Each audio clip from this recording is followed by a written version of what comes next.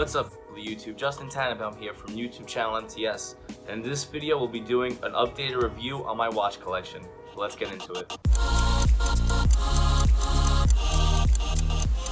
So first I want to start off with what I now have migrated over to my parts watches. These are watches that over time I completely have destroyed, they broke, and I just haven't wanting to fix them. And I feel if you're gonna have a watch collection or any type of timepiece collection and you're gonna do the repairs yourself or any type of modifications, you're gonna need parts laying around. Like I order a ton of these pins that go on the clasp of the watch before it hits the face. I've lost many of them over time, so I just bought like 300 different sizes for each of my watches, and I got a little watch toolkit that has all these little trinkets and tools that are really cool for fixing watches, and I became pretty good with it actually. I've got this really weird talent of being able to fix watches. But my first parts watch is actually one of my first watches. It's a Seiko. I've worn this throughout junior high, probably elementary school or junior high school. It used to have one of these I hate these types of clasps. It literally had a little swing to it on the bottom here, but this piece, I lost the piece that actually this clasped down on, the part of the swing that would clasp onto it. So I just use it for parts right now. I don't have any other watches for this to be good for with parts, but I'm sure over time in my many watches I have, eventually I'll be able to find use for it. My next timepiece parts watch is a Rolex GMT Master 2. It's a gold and silver band with a bit of a blue face to it. I lost the part of the lug that attaches to the bezel, so right now when I need to adjust a watch or I need the pegs, I just take it out of this and I just put it aside. My next one is actually just an entire Rolex Daytona two-tone gold and black. Well, the head is golden. Head. Why do I keep saying the head? The face is gold and black, and the band was silver. This was one of my buddies. He completely destroyed it.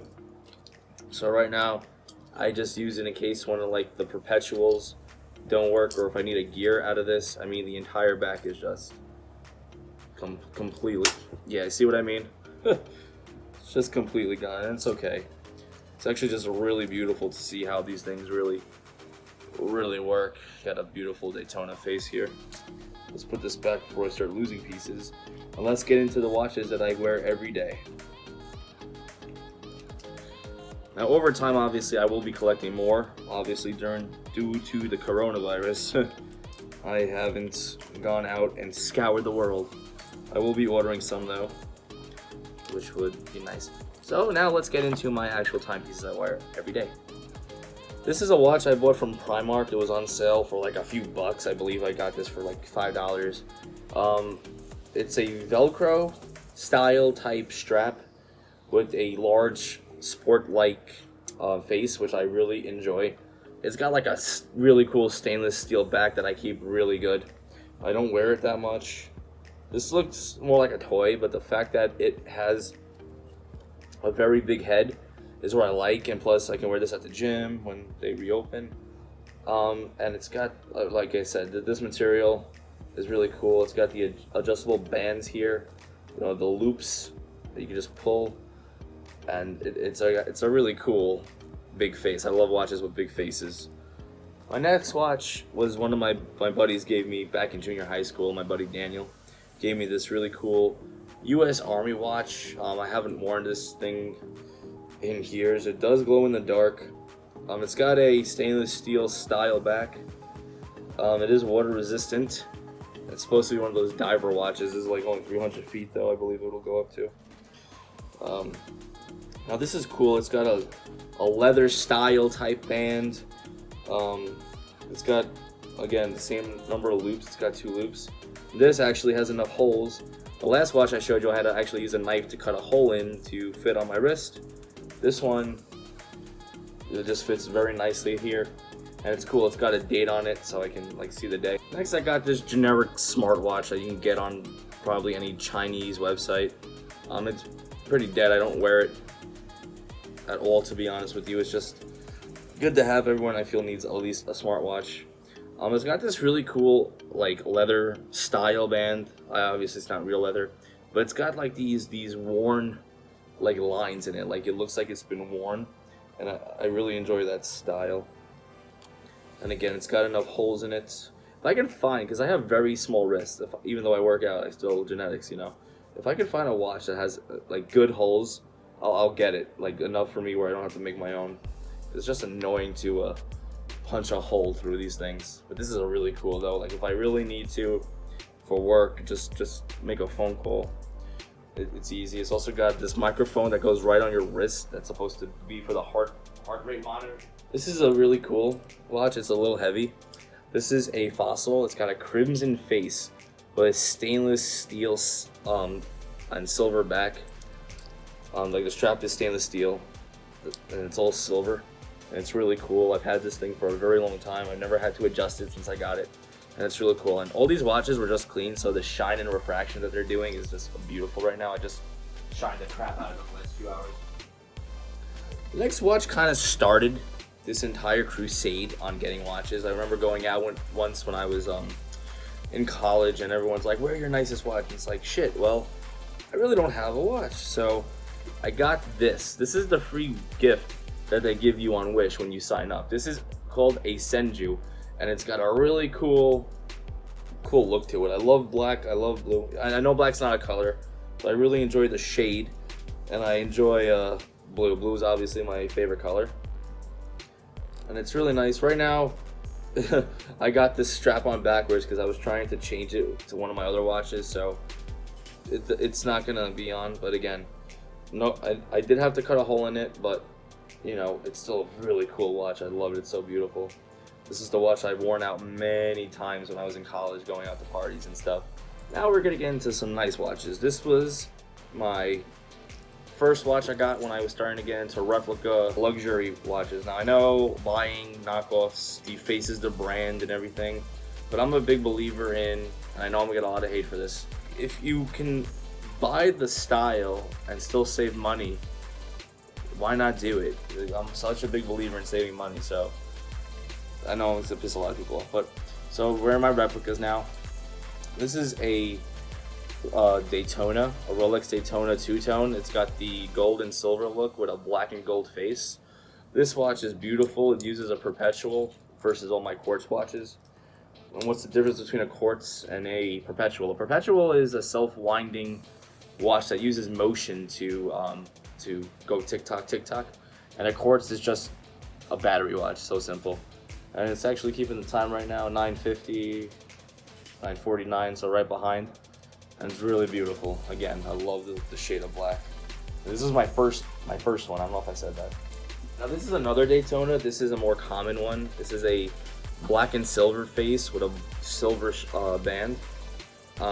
Again, this one doesn't really wind that well. It's upside down. This one doesn't wind that well. The perpetual, I believe that it's just a bad perpetual, which I can always swap out with this one. But right now, yeah. Again, it's just beautiful, that shade. These colors go very well together on timepieces, I feel. Silver and black. My next one is another Daytona. This is like a coffee cream type of style going on. It got a really cool blue, face going on here with a cool like coffee bezel, with a stainless steel silver band. The chains are really cool on this one. This one is really beautiful. I enjoy it. It's a little loose on me. I do gotta remove another chain, but right now I'm just enjoying the style. I wear this one almost every day. Next one is really what you wear with suits. It's a Rolex Datejust, not to be confused with a Date, which are very similar. This one's really cool. It's got a smaller head, smaller face. I don't know why I keep saying head. The chains on this replica is a little stiff, so you can't really move that much because it could potentially break. But it's really cool. It's good for suits and for business meetings and stuff like that. Now, with that being said, this is that's the male version of that watch. I also do have the female version that I picked up a while ago too. This is the female Datejust. It's a Nice gold looking watch. Obviously, I'll never wear this. Maybe I'll give it away someday. Next one is more of a casual style watch. It's not. This one doesn't use a perpetual. This one is a quartz one. This is a Blackface GMT Master 2. Funny story with this one. I was trying to obtain the Batman, what they call the Batman, which is a black and blue style of this watch, but I got the wrong one. But I still really enjoyed it, and I really like. This thing fits so perfectly, and this one has actually never really had any issues. The battery dies a little fast on it, but I think that's more of the brand I got. I got like some old Chinese brand battery for this. This is another one of my favorites just because of the style. This is a Rolex Yachtmaster 2. Now, my GMT Master 2 for my part watch is very similar in style, so obviously you can see what I use for either one. Funny story, the lug hole part of what attaches to the bezel before it hits the face broke off on this watch, and I really like this better than I like the GMT Master 2. So I took it off that one and put the part on here, and that's how I started with the part watches. This one's really cool. Again, batteries just die pretty quickly. That's again my fault, and it's really, really cool. Again, a little too loose for me, but you know, just happy that it works. Now, this one I need to fix, and I'll probably replace it with my Daytona face, with the Daytona glass I have here, because I got a crack in it, as you guys can see right there next to the, on the opposite side of the date. This is a Blackface Submariner with a stainless steel silver band. This one fits very well, and this one keeps very good time. It's just if it didn't have that crack, it would be very, very much better. Now this is a green-faced Rolex Submariner. It's very close. It's as close as I can get to the Hulk. It's not really the Hulk, but I still call it the Hulk. The Hulk has a little bit of a darker shade of green versus this light version, but this is just still so beautiful. The class works the best on this watch out of all my other Rolexes. It's got a really cool refraction when it hits light just the right way, and it's got a little date dial on it too, which I enjoy. I like to know what day it is. Now this is a blue-faced Submariner. Now this is also quartz, not perpetual. Funny story with this one. I went to Israel 2 years ago, and I was going to a deli to buy a Juul, like an electronic cigarette. And next to the cash register, I see a couple of watches, and I look at this one. I'm like, no way, this says Rolex. And this was right after I got my first two-tone gold and silver with the black Daytona. So I'm like, no way. And then I start talking to the guy, and he sold it to me for little to nothing. He sold it to me for about 40 shekels, which in US dollars is 10 bucks. So this one has a little issue. The battery works on it, but the gears inside I don't believe are lubricated correctly. I think there's rust going on because when it hits a certain time, it just completely stops.